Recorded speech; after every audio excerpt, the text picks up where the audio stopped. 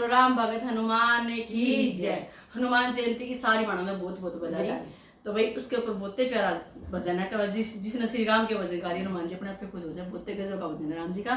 सुनियो, अच्छा लगे तो कमेंट जरूर करियो और शेयर करियो होस्ट कर हमारी वीडियो जरूर। जिसने लिया राम का नाम उसके कर्म बड़े बलवान। जिसने लिया राम का नाम उसके कर्म बड़े बलवान। जिसने लिया राम का नाम उसके कर्म बड़े बलवान। राम लिया था राजा दशरथ ने, राम लिया